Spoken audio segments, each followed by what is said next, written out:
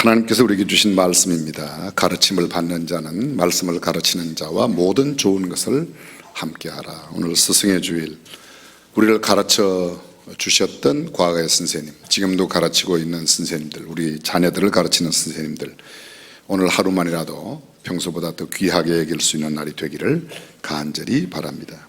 미국의 매사추세츠 주의 한 작은 동네에서 실제로 있었던 일입니다. 14살 된 윌리엄이라는 소년, 동네에서 평판이 아주 나쁜 아이였습니다. 학교에서도 지도를 할 수 없었던 아주 못된 아이로 평판이 나 있습니다. 더구나 그는 많은 학생들에게 점차적으로 좋지 않은 영향을 끼침으로 학교에서 격리를 시켜야 한다고 당국에서도 큰 문제거리로 생각했습니다. 근데 그때 마침 그 학교에 새로 한 선생님이 부임해 오셨습니다. 그 새로운 선생님은 윌리엄 소년에 대한 말을 듣고 그를 자기가 한번 지도해 보겠다고 용기 있게 나섰습니다. 동료 교사들은 모두 말렸습니다. 공연히 봉변이나 당할 테이니 아예 손대지 말고 일찌감치 포기하는 게 낫다고 이야기했습니다. 그러나 그 선생님은 윌리엄 소년을 차근차근 관찰해가며 그의 형편과 성격을 분석하기 시작했습니다. 그는 희망이 없다고 낙인이 찍히고 틀림없이 악한 사람이 될 것이라는 인정을 받고 있는 그런 그 윌리엄 소년, 친절과 이해와 끈기와 사랑으로 지도했습니다. 선과 악이 무엇인지 가르쳐 주었습니다. 참된 자존심과 포부를 넣어주고 희망과 비전을 심어주었습니다. 그 교사는 하루도 눈물 없이 보낸 날이 없을 만큼 윌리엄에게 그의 사랑과 애정을 쏟았습니다. 놀라운 일이 생기기 시작했습니다. 그것은 뿌려진 씨앗이 싹을 틔고 땅에 뿌리를 내리고 자라는 것이었습니다. 그 소년은 나쁜 버릇을 버리게 되었고 그는 밤잠을 자지 않으며 열심히 공부했습니다. 대학에 진학했습니다. 대학을 졸업할 때는 우등생으로 졸업했습니다. 그는 계속해서 로스쿨에 가서 법률을 공부하고 결국은 미국 대법원의 판사가 되었습니다.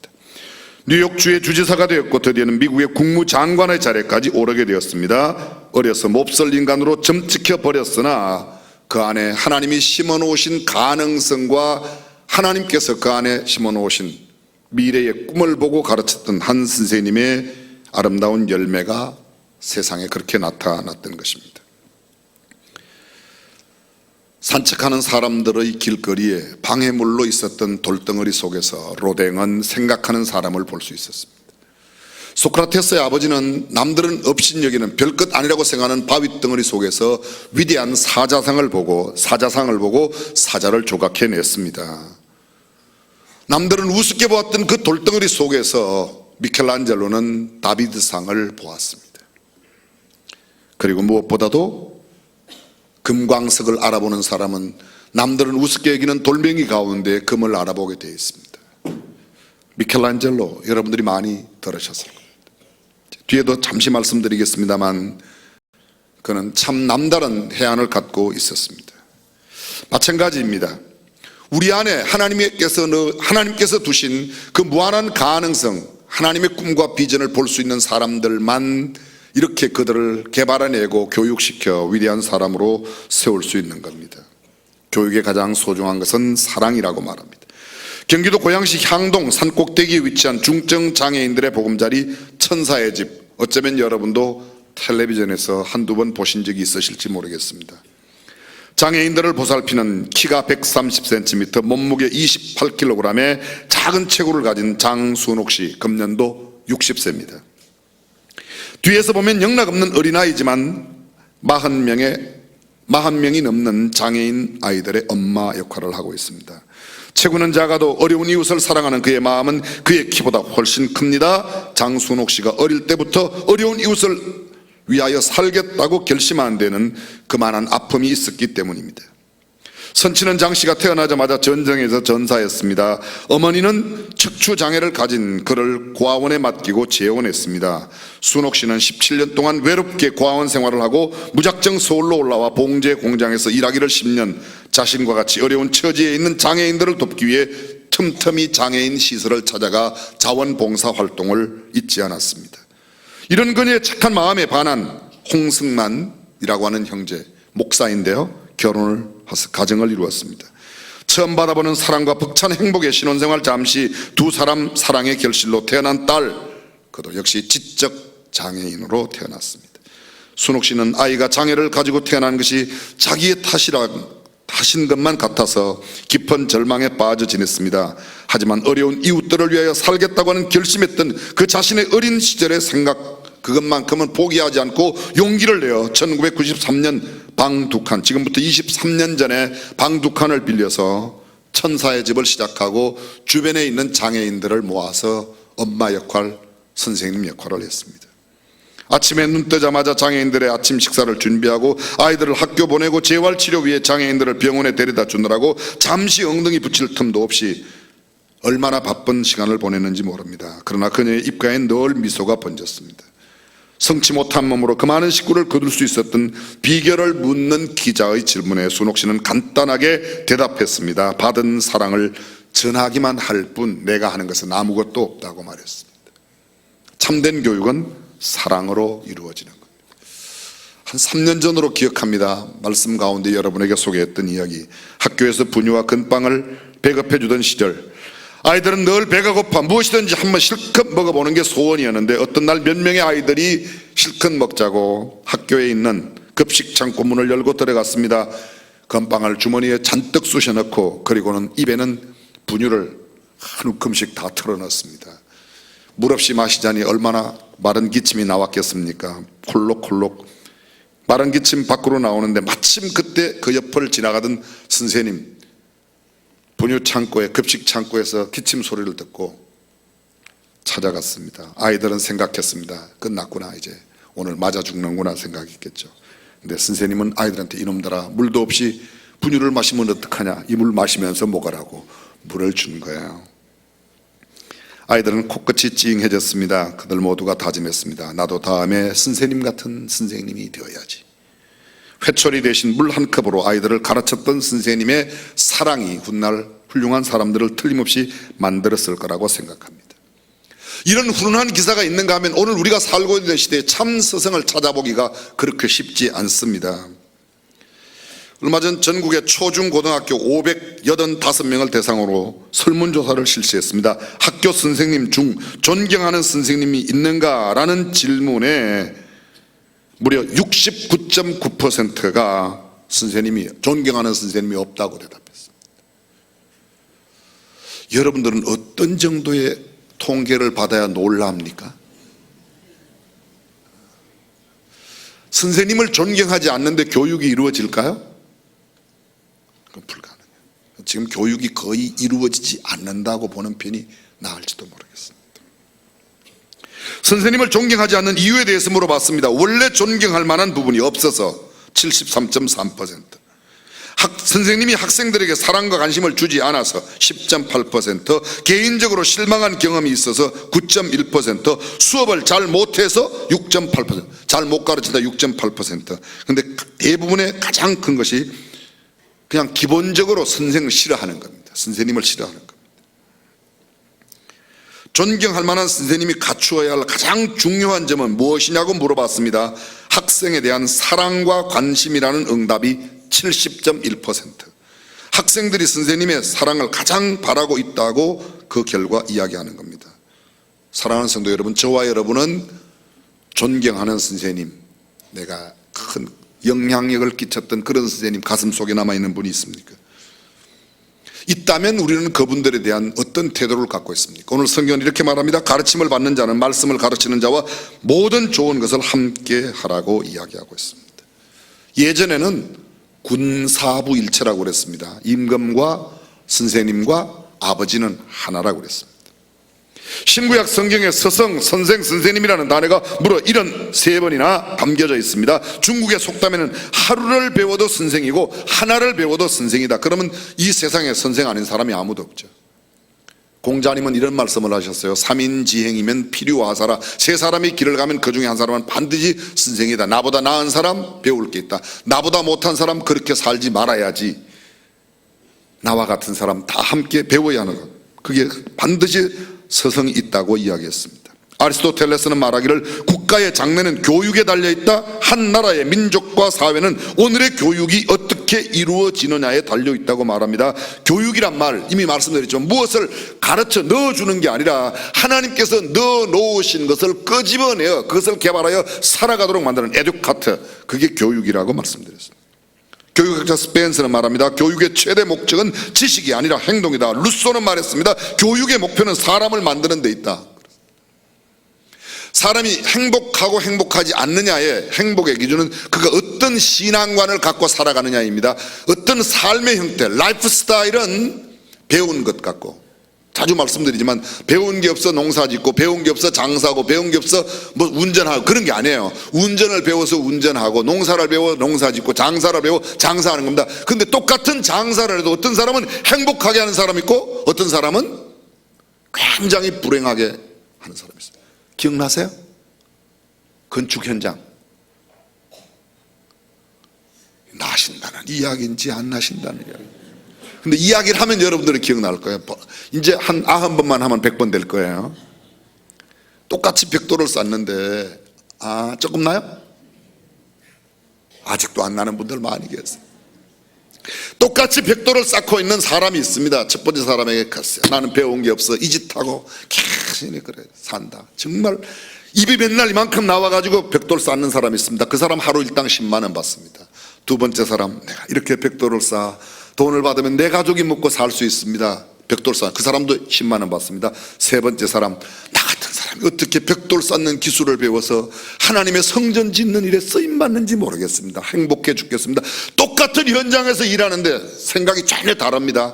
똑같이 예배당에 나와 예배 드리고 똑같이 배워도 다 마찬가지입니다. 내가 가지고 있는 신앙관에 따라서 내가 하는 일의 종류가 아닙니다. 내가 가지고 있는 신앙관에 따라서 행복할 수도 있고 불행할 수도 있다는 겁니다.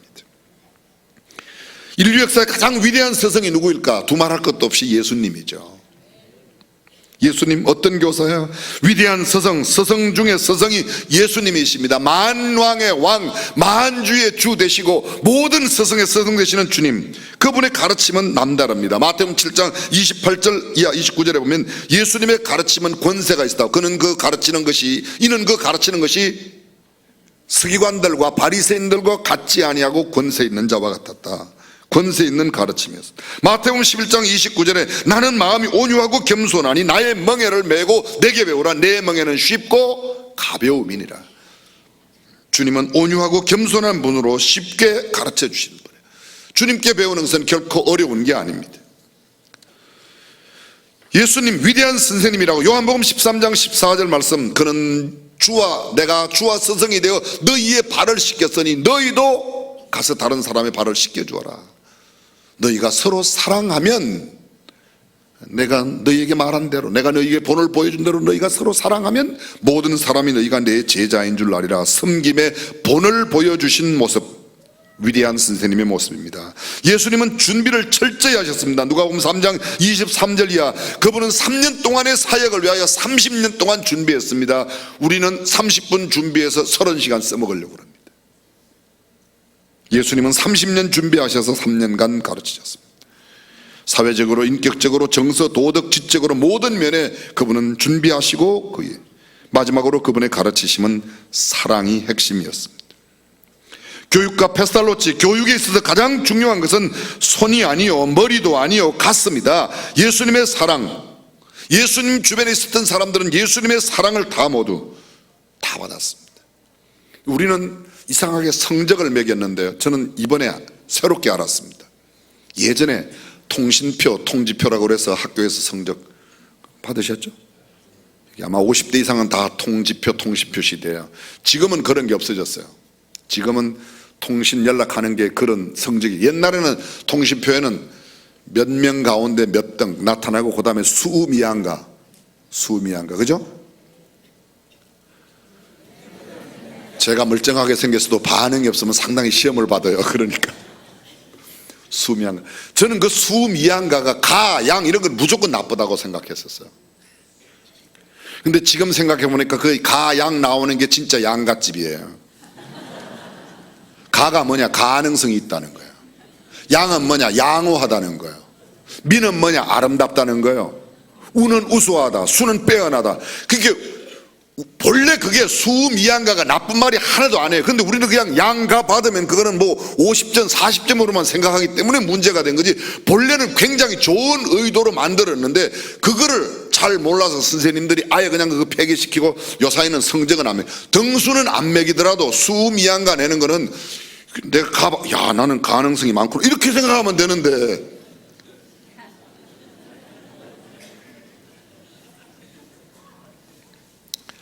이번에 여러분 아셨어요 그거요? 수미양가가 그렇다는 거? 본래 만들 때 그렇게 만들었대요. 가는 가능성이 많다, 양호하다, 미는 아름다울 미자 아주 아름답다, 우수는 우는 진짜 괜찮고 뭐 우량 우수하다, 수는 아주 빼어나다 그렇게 했지만 다 나쁜 말이 하나도 없잖아요. 나쁜 말이, 그죠? 양가가 나쁜 말이 아니라니까요. 오늘이라도 옛날 그 양가 받은 사람들은 좀 위로를 받으세요. 아 내가 괜찮았구나.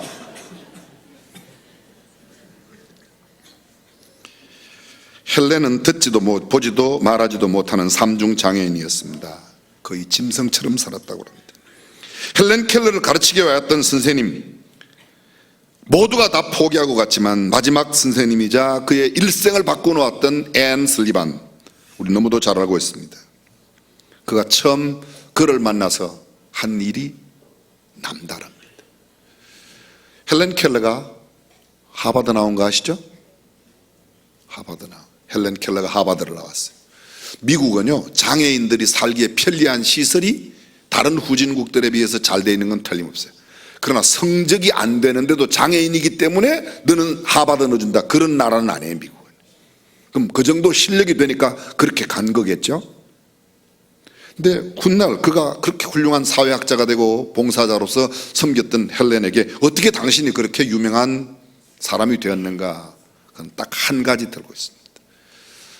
앤 설리반 선생님이 자기를 처음 만났을 때 자기를 껴안아 줬다는 거예요. 꼭 껴안아 줬대. 그것이 그로 하여금 그렇게 사랑으로 가르치는데도 불구하고 워터라고 하는 한 단어를 헬렌이 알기까지 얼마 걸렸다고요? 6개월 걸렸대. 6개월.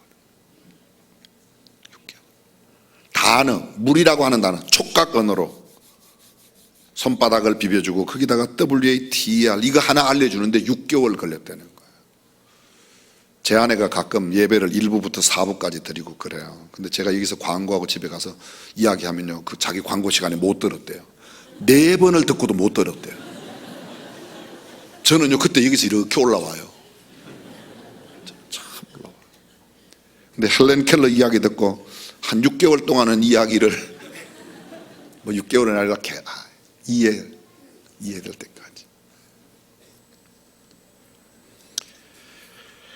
앤 슬리반의 마음속에 우리가 잘 알고 있지 않습니까? 앤이 어떤 사람이었던가. 그는 17살에 정신병원 독방에 감금되어 있던 중증 장애인이야. 중증 정신 환자였습니다. 그가 하나님의 사랑을 경험하고 내가 하나님의 사랑으로 이렇게 변화되었다면 하나님의 사랑으로 변화시키지 못할 사람은 없다. 그래서 그가 스스로 찾아간 그곳 헬렌 켈러. 위대한 스승은 사랑을 가지고 있는 사람. 20세기의 위대한 신학자 가운데 한 사람 칼 바르트. 사람들이 질문을 합니다. 당신은 신학의 진수가 뭐라고 생각하십니까? 당신이 이제까지 깨달았던 신학 가운데 가장 아름다운 신학의 최고의 진수가 뭡니까? 칼 바르트 대답합니다. 내가 깨달은 것은 예수님의 사랑입니다. 이것은 신학의 가장 큰 진수입니다. 예수님의 사랑보다 더 위대한 신학은 없습니다. 조직신학이 어떻고 성경신학이 어떻고 역사신학이 실천신학이 다 신학 가운데 가장 중요한 신학은 사랑이라 사랑으로 가르칠 때 진정한 변화가 일어나는 줄로 믿습니다. TV 탤런트 가운데 한인수 씨라고, 저는 뭐 한 번도 직접 만나본 적이 없습니다. 텔레비전으로 몇 번 봤어요. 그분 명함에 이런 글귀가 적혀 있다는 글을 읽었어요. 그 명함을 저도 하나 받아보고 싶은 생각이 있어요. 그 명함이 이렇게 적혀 있답니다. 우리가 만난 후 당신이 나를 잊는다 해도 당신은 잃는 것이 전혀 없습니다. 그러나 당신이 예수 그리스도를 만난 후 그분을 잊는다면 당신은 모든 것을 잃게 됩니다. 자기의 명함 가운데 정말 예수님이 얼마나 소중한가를 이야기하고, 예수님이 소중한가를 이야기할 때 가장 핵심적인 바로 예수님의 사랑입니다. 몇 년 전입니다. 위클리 공감지, 주간지 공감지에 실린 유금옥 시인의 글입니다. 수업 시간에 창문 밖을 내다보니 라일락 나무 아래 연보랏빛 한복을 입은 어머니가 서서 두리번거리고 계셨다. 그때 어머니가 건네주던 노르스름한 편지 봉투를 잊을 수가 없다. 그러나 그때는 철이 없어서였겠지, 봉투 안에 든 돈을 행정실로 가져가는 발걸음이 어찌 그리도 가벼웠는지, 그리고 남은 잔돈으로 친구들과 교내 매점에서 사먹은 도넛은 또 어찌 그리 맛이 있었는지. 하교 후 집으로 돌아와 바느질을 하는 어머니의 왼손을 보았는데 결혼 반지를 빼낸 손가락에 하얀 자국이 선명했다. 그제야 나는 월사금이 많이 밀리던 즈음에 어머니의 머리카락이 짧아지던 생각이 났다. 그 시절엔 가발 사업이 수출 품목 중 꽤 큰 비중을 차지하던 때라 머리카락을 사러 마을로 돌아다니는 상인들이 많이 있었다. 그 돈으로 나는 간신히 학업을 마칠 수 있었지만 어머니가 바라던 대로 훌륭한 사람도 되지 못했고 부자도 되지 못했다. 또 이런 기억도 있다. 초등학교 다닐 때였다. 멀리 돈 벌러 가셨다는 아버지는 종종 소식이 끊겼고 어머니가 밤새워 한복 바느질을 해서 생활했다. 우리 집은 늘 쌀을 조금 넣고 나물밥을 지어 먹곤 하였는데 어머니는 쌀이 많은 쪽을 골라 도시락을 싸주시곤 하였다. 그 귀한 도시락을 나보다 더 가난한 친구의 옥수수죽과 바꿔 먹고 돌아오면 잘했다. 반장이면 어려운 친구를 보살필 줄 알아야 한다며 칭찬하셨다. 지금은 우리나라 개인 소득이 3만 불에 육박하고 있지만 3만 불이 넘고 다른 나라를 도와주고 살고 있지만 당신은 6.25 전쟁이 끝난 지 얼마 안 되던 때라 끼니 때만 되면 깡통을 들고 찾아오는 전쟁 난민들이 있었다. 어머니가 실은 기색 없이 따뜻한 나물밥을 한 주걱씩 나누어 주는 것을 보면서 우리 형제들은 자랐다. 스승의 날이 다가오면 나는 어떤 선생님보다 어머니가 먼저 생각난다. 부모는 인생을 가르치는 스승이고 가정은 사랑을 가르치는 교실이다. 교실과 스승은 불가분의 관계인데 요즘 내가 일하는 산골 초등학교만 보아도 도시에 사는 부모가 이혼하고 시골 할머니 댁에 맡긴 어린아이들이 상당수 있다. 시대가 달라지고 사람들의 가치관도 많이 달라졌지만 가정의 소중함은 영원히 변해서는 안 되는 것이다. 세상을 아름답게 하는 건 과학보다 예술보다 사랑이다. 사랑은 가정이라는 교실에서 가르치는 것이다. 그 시절 어느 어머니가 그리하시지 않았을까? 많은 자식을 먹이느라 자신은 늘 배고팠을 나의 어머니, 자식을 주려고 아껴두었다가 상한 음식을 물에 씻어 드시던 어머니 말년의 위암으로 돌아가셨다. 5월이 오면 약 한 첩 지어드리지 못했던 것이 못내 가슴 아프고 어머님 연보랏빛 한복이 생각난다. 사람이 죽어서 꽃이 될 수 있다면 아마 어머니는 라일락 꽃이 되었을 것 같다. 우리가 살아오면서 우리의 말, 생각, 행동과 습관, 인격이 형성되는데 가장 큰 영향을 주신 분은 바로 어머니, 아버님이 아닐까. 우리는 살면서 수많은 사람들로부터 영향을 받고 배우고 닮아가게 된다. 오늘 여러분이 여기까지 있기까지, 오늘 저와 여러분들이 이 땅에 있기까지 우리를 가르치신, 가슴에 남는, 머릿속에 남는, 내 생각 속에 남는 선생님이 어떤 분이신지 그분 오늘 한 번쯤 찾아봐야 하지 않을까 하는 생각을 갖습니다. 어저께 제 아내와 애들을 다 데리고 저를 가르친 선생님을 찾아갔습니다. 애들도 봉투를 준비하고 저도 봉투를 준비하고 드렸더니 우리를 위해서 축복을 해 주시더라고요. 선생님도 꽤 기뻐하시는 것 같았어요.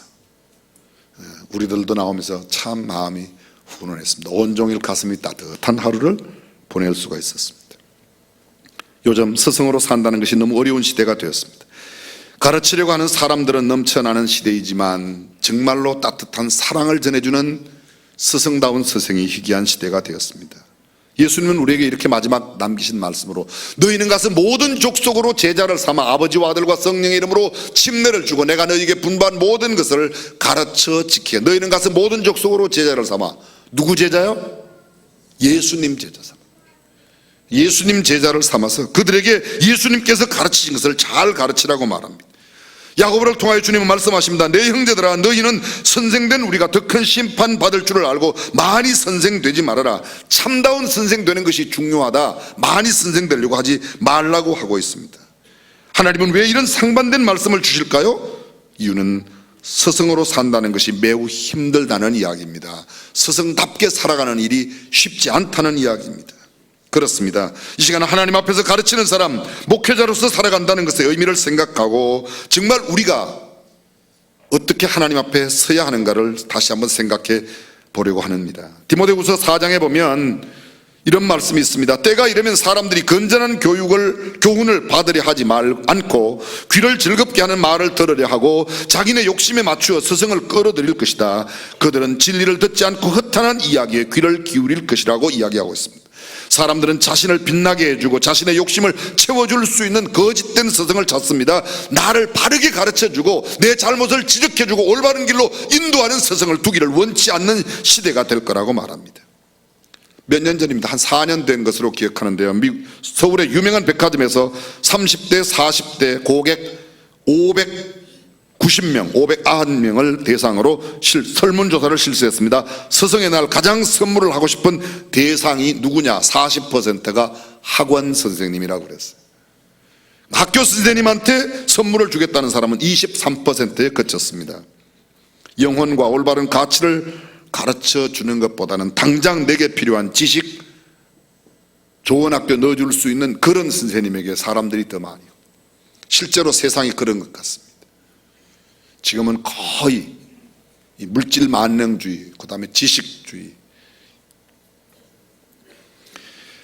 교육의 가장 중요한 것은 사랑이라고 말하는데 우리는 그 사랑을 잃어버리고 있는 것 같습니다. 위대하게 역사의 흔적을 남긴 선생님들, 그들 모두는 사랑으로 인내하며 가르치는 선생님입니다. 조금 전에 말씀드렸던 헬렌 켈러, 그를 가르쳤던 앤 슬리반, 사랑으로 인내했습니다. 몇 번이고 포기하고 싶은 적이 있었지만 그는 끝까지 인내하며 가르쳤습니다. 교육은 백년지 대계라고 합니다. 열매를 거두기에 오랜 시간 기다리며 가꾸어야 한다는 뜻입니다. 바울은 디모데에게 말합니다. 가르치는 자에게 필요한 것은 오래 참는 것이에요. 범사에 오래 참음과 가르침으로 경책하며 경계하며 가르치라. 그렇습니다. 오래 참는 것, 인내가 필요합니다. 수년 전 한 아가씨가 스코틀랜드 주일학교에서 장난꾸러기 소년만 모이는 반을 자기가 맡겠다고 자청하여 나섰습니다.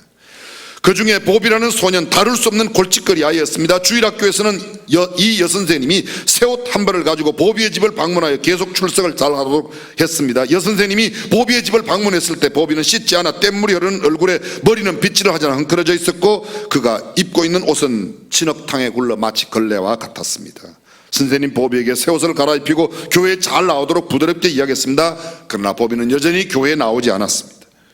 선생님 보비를 또 방문합니다. 새 옷은 다 망쳐졌고 걸레가 되었습니다. 또 한 벌 새 옷을 선물하고 잘 타일렀습니다. 여전히 보비는 달라지지 않았습니다. 선생님은 힘이 빠졌습니다. 주일학교 부장을 찾아가 이제 더 이상 어쩔 수 없다는 그런 한탄을 하는데 주일학교 부장 마지막으로 이야기합니다. 한 번 더 용기를 잃지 말고 계속해보라고. 선생님은 계속적으로 그 노력의 꽃비를 늦추지 아니하고 마치 곱비 불린 망아지 같은 이 소년을 찾아가서 또 이야기합니다. 또 이야기했습니다. 드디어 그 아이에게 변화가 일어났습니다. 그가 후에 훌륭한 선교사가 되어 중국으로 갔습니다. 그가 바로 저 유명한 중국 내지 선교사 로버트 스밀슨 목사입니다. 포기하지 않은 사람, 성경을 중국어로 번역하여 수백만의 영혼을 주님 앞에 인도하는 위대한 선교사를 만들어냈습니다. 끝까지 포기하지 않고 인내함으로 사랑했던 선생님의 노력의 결과이죠. 고린도전서 13장을 사랑장이라고 말합니다. 사랑의 첫 번째 특징이 뭐예요? 사랑은 언제나 오래 참고,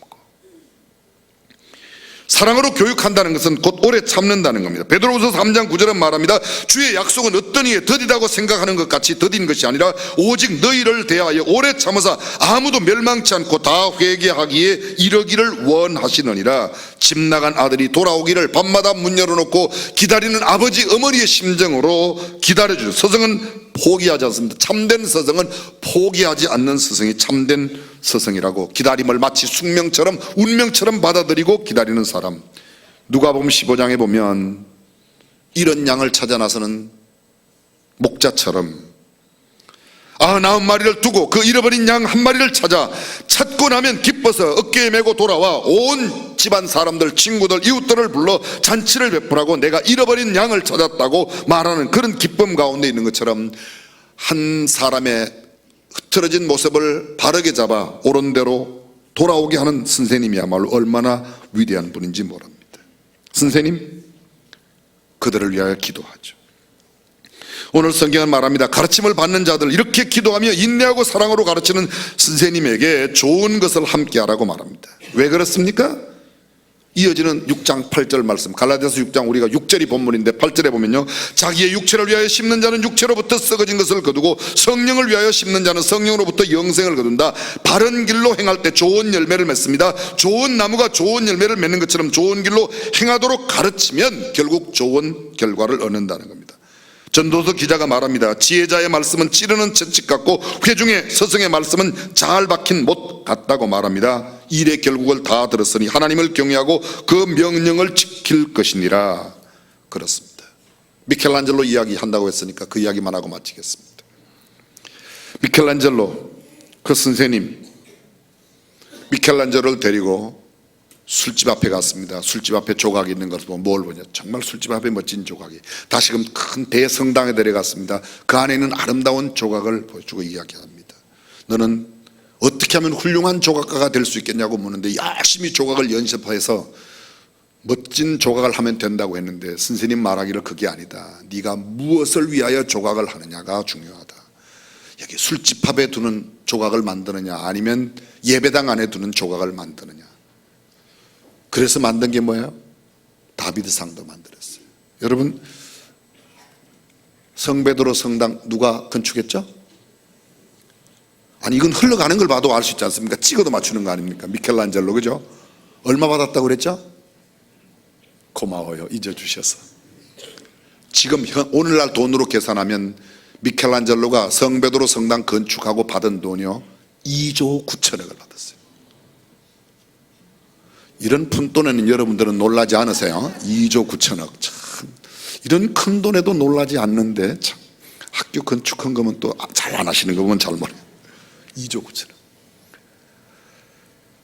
교황을 뽑는 시스타 성당의 천정화 그 미켈란젤로가 그렸어요. 한 푼도 안 받았어요. 그거는요, 한 푼. 그냥 무료로 그려줬어요. 근데 그 천정화의 그림의 내용이 뭐예요? 창세기 1장부터 요한계시록이죠. 성경 전체를 그림으로, 소위 천지창조라는 이름을 일본 사람이 그 그림에 붙였는데요. 그건 두 가지 배운 거죠. 성경을 배우고 예술을 배웠어요. 조각을 배우고 그림을 배우고 건축을 배우고 배웠어요. 무엇을 위하여 가르치느냐? 서성의 물음이 멸합니다. 너는 내 기술과 재능을 무엇을 위하여 쓰기를 원하느냐? 미켈란젤로 세 번 대답합니다. 하나님을 위하여, 하나님을 위하여, 하나님을 위하여. 그 어릴 때 가졌던 그의 마음이 훗날 그를 위대한 하나님의 사람으로 만들고 예술가로 만들었어요. 사랑하는 성도 여러분, 저와 여러분들이 이미 우리를 가르치는 선생님에 대한 고마움, 또 오늘도 우리의 자녀들을 가르치는 선생님을 기억하며 보내는 그런 오늘 하루만이라도 되시기를 주님의 이름으로 축복합니다. 기도하겠습니다.